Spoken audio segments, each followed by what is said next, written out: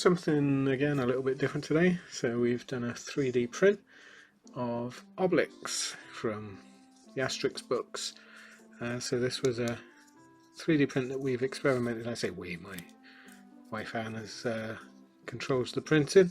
So she's done it in hollow clear plastic. So what we're going to do is just paint him up. You can see the light reflection of him. It's a really nice print, entirely hollow, very thin. I reckon if you dropped it, it would shatter. So what I'm going to do is there's a little bit tidied up on where the struts were, and then primer him, and then we're going to paint him up. Okay, so I've undercoated him, sanded him down, undercoated. It's a really nice little 3D print, very light because it's hollow. So the first thing we're going to do is paint the flesh tone. I'm just going to use my standard Acadian flesh tone for that.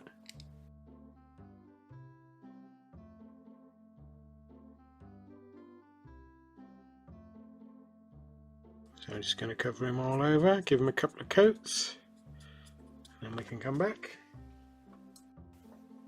Okay, so I've undercoated the flesh on Obelix.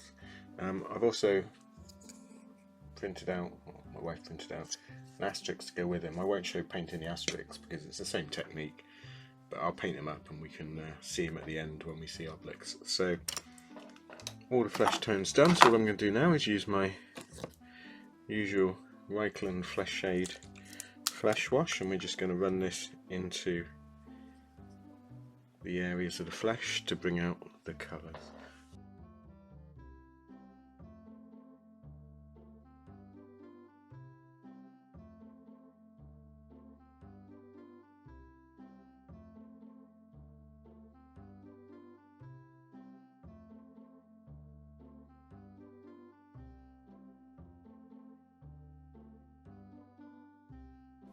Okay, let that dry and we'll come back.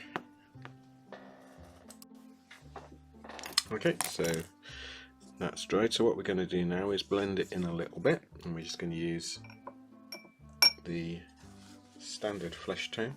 We're not going to lighten it for this bit, but we will lighten it so we can do some highlights after that.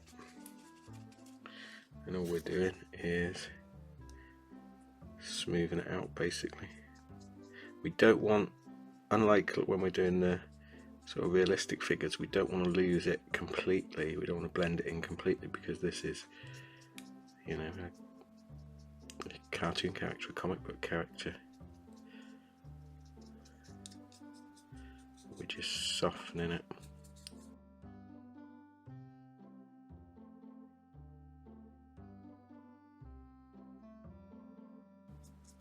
A slightly lighter tone on like the exposed muscle parts.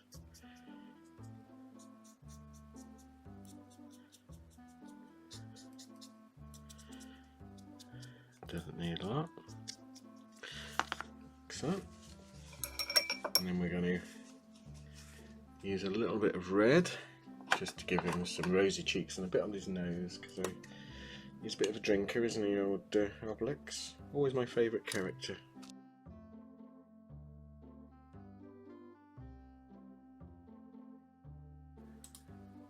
Okay, so Obelix has got quite small eyes compared to, say, Asterix, who's got massive eyes. So all I'm going to do is use a bit of white.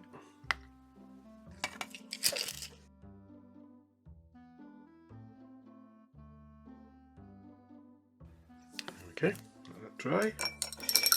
We can start painting his hair. So he's got very, very orange hair. So I'm going to use red with a tiny, tiny bit of yellow in.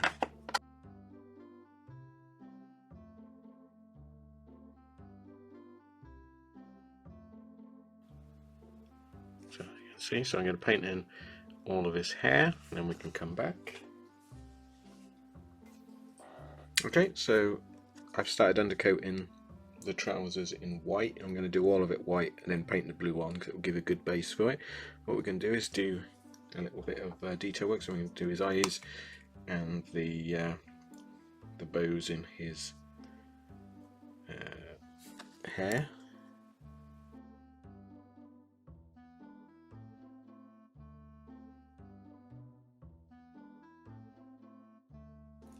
Swap to my superfine brush. If I can find it. There it is, right in front of me. Do his eyeballs, because they're gonna be tiny. There we go. And then for the helmets, I'm gonna paint them in lead belcher.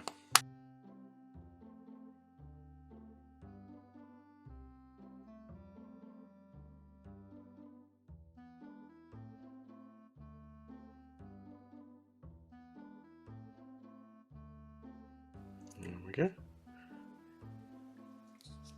Okay, we'll let that dry. We'll come back. I'm going to finish undercoat in the white, and then we can paint the blue stripes.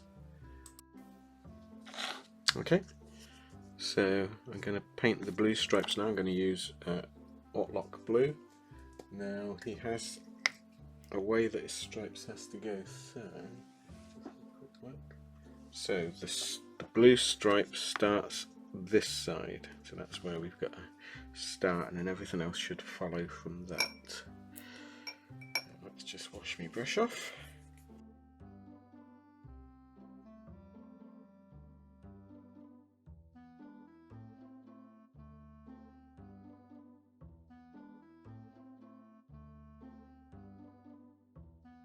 And then also don't forget to match his waistband. Okay, so I'm going to carry on painting with blue, probably give it a couple of coats and then we can come back just to show you where Asterix is getting up to at the moment.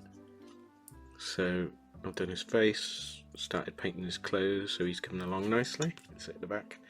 So let's get the stripes done and we'll come back. Okay, so we've painted the blue stripes on, so now we're going to do his belt, and his belt is green, and for that I'm going to use Warpstone Glow. That's quite a nice green colour.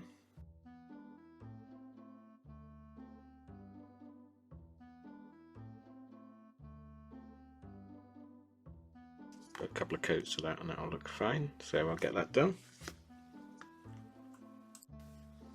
Okay, so I've painted the belt, a couple of coats on it. I've also pre-painted in white where the yellow colour is, because yellow is pretty terrible at going over colours like green because they're so similar.